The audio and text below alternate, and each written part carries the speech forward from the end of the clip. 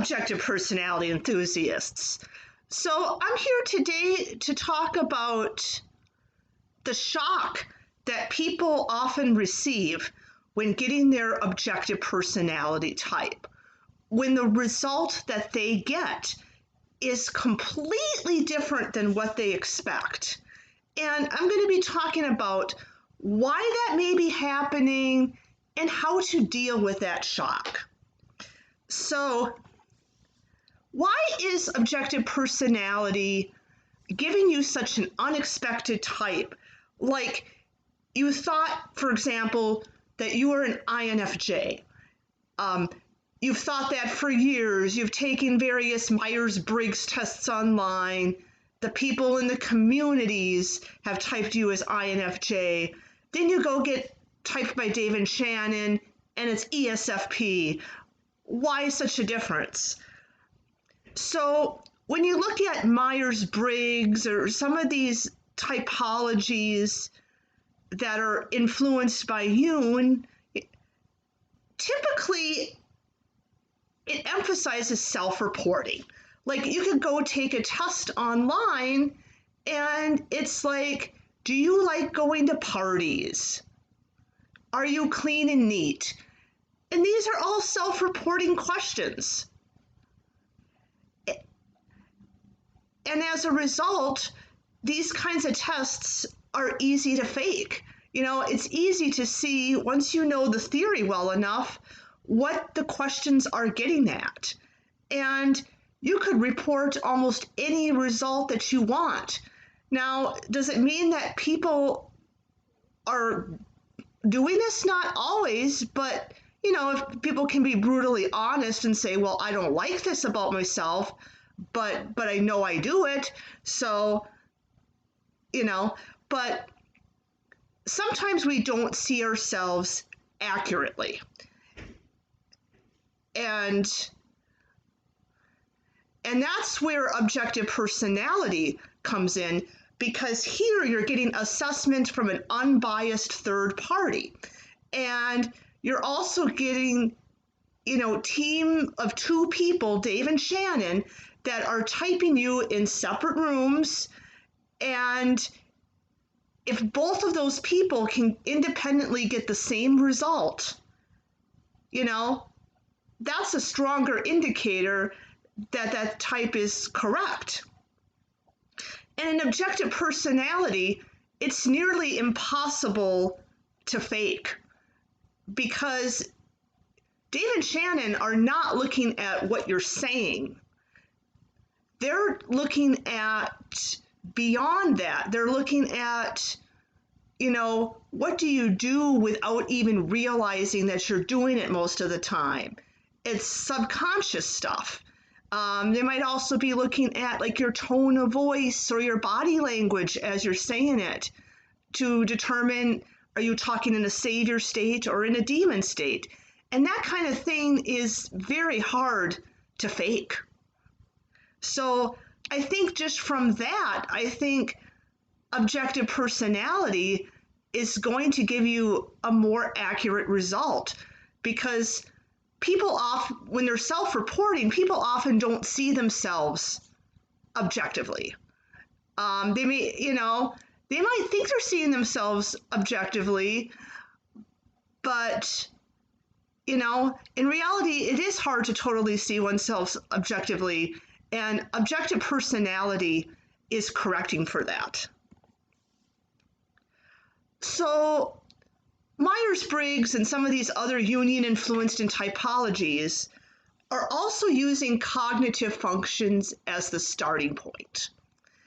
And like you go to get officially typed, they might be looking for, well, is this person doing FI? Is this person doing TE or SI? And objective personality is taking a different approach. So yes, objective personality does use cognitive functions, but they come more as an afterthought. So the core of objective personality is really based on the human needs. And those human needs are organize, gather, self, and tribe. So they're looking at what is a person's primary human need? And then they combine it with the 4 letters, sensing, intuition, thinking, and feeling. And when you combine human needs with letters, you then get a cognitive function. So if, for example, if your primary human need is organize, and then it's determined that you're S above N, then you have savior SI, because SI is the result of organize plus sensing. So the cognitive functions are coming after the human needs and the letters. So let's say you get your objective personality result and you're just in shock. You can't believe they ever gave you this type. How could they possibly think that about me? So first of all, accept your initial shock and skepticism. Now, if you're a single observer, it's missing information that you might be freaking out about. Well, they're telling me I'm this type, but where's the information to back it up? They're not going into detail why this is. And Dave and Shannon, they are typing lots and lots of people, around 40 people a month. And realistically, as much as they like to do it, they just don't have the time to in-depth give everybody a long list of reasons why they're such and such a type.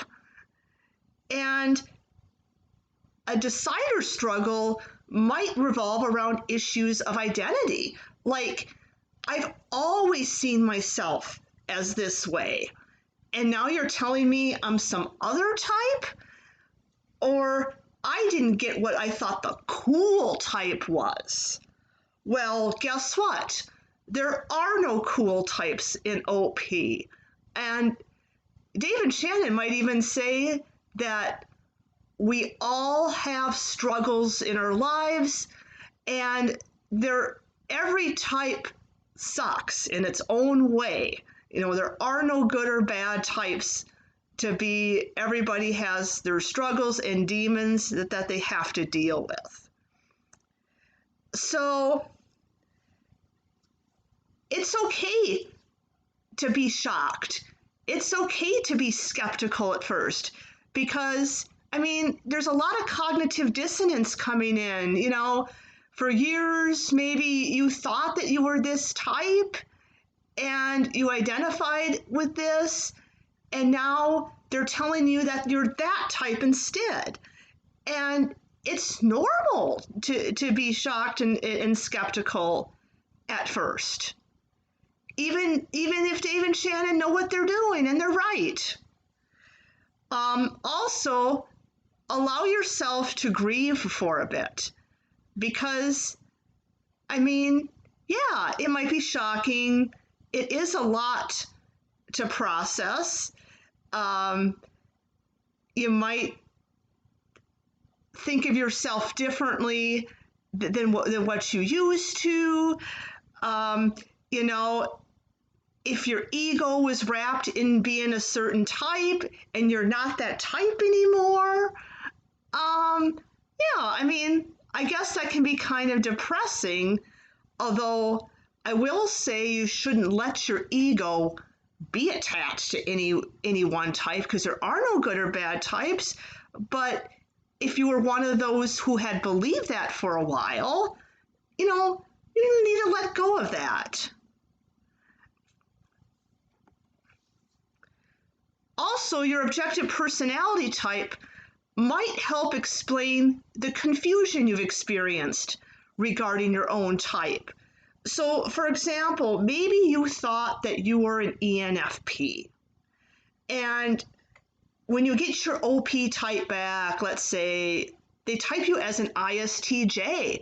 And specifically, they type you as double feminine, and you're the jumper kind of ISTJ, so you're SIFI. And let's say your animals came out to be sleep, consume, play, blast, last. Okay, well, if you look at this 512 type, it's going to have double activated NE and FI. And because of that, it's actually activating the bottom two functions, the NE and the FI, which are the top two functions for ENFP.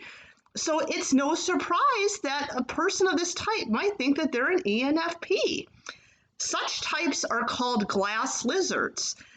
Glass lizards have a double activated fourth function, and they call them glass lizards because they actually look like snakes, because they don't have a tail, but really they are lizards.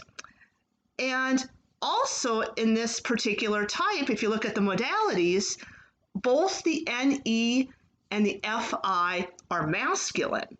And because they're masculine, people of that type will tend to shove on those functions more, and they might more strongly identify with the NE and the FI than they may otherwise. So there's a really good chance that a person of this type, even though they're technically an ISTJ, they're likely to think of themselves as an ENFP. It's important to keep an open mind when you get your type back, and just try the type on for a while. So this is going to require some self-processing, and just allow yourself to really process it without any judgment, and honestly track your saviors and your demons. What are you really doing all day? Maybe keeping a journal helps. And if your demons sleep, this might be a little harder for you to access this part. And it's okay to get feedback from others. It's encouraged that you get feedback from others.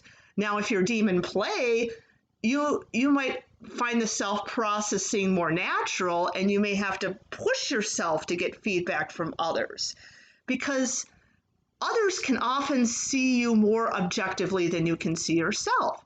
So ask other people, what impression do you have of me? What am I really doing? And I think when you have both that self-process, that deep self-processing, really being honest about yourself, and the feedback from others, that hopefully when putting the two together, you can start seeing it for yourself. So you may think, oh yeah, I never thought I was an ESFP, but look at me, I really am doing that extroverted sensing all day. And this can take a while, it may take several weeks or several months before you really come to terms with your OP type. It's okay to take your time. There's no hurry to this. And most people do accept their OP type eventually. And even among those that don't fully accept their OP type, they typically accept the core of it. Like they'll accept the saviors and demons. They might still be unsure of the modalities, or maybe the order of the last two animals. And finally, once you know and accept your OP type for what it is, this is what's going to allow you to achieve optimal self-growth. Because it's really hard to have that self-growth if you're not accurately assessing your saviors and demons. So it's important in that regard to get it accurate. And finally, it's also okay to not accept your official objective personality type. Now, this doesn't mean that you get your OP type and you say, okay, I'm not that type, Dave and Shannon don't know what they're doing. I'm done. Moving on. No. You need to wait until you've done significant processing and obtained feedback from the objective personality community.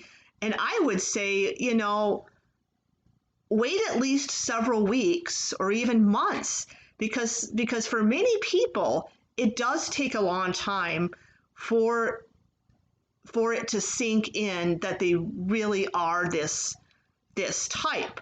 But let's say you've done that already. You've done an extensive amount of self-processing, and you've asked the community, and either way, you're just not accepting that objective personality type, or other people just aren't seeing that objective personality type. Well, then after that, it's okay to say, you know what, I really don't think I'm this type. I think, Dave and Shannon got it wrong. And, Dave and Shannon are usually right about people's types, but occasionally they can be wrong. They are human, they make mistakes. So yeah, but don't disregard your OP type until you've seriously processed it first. Okay, so I will stop there. So if you want to see more videos, please hit the subscribe button and then hit that bell for notifications. Bye-bye.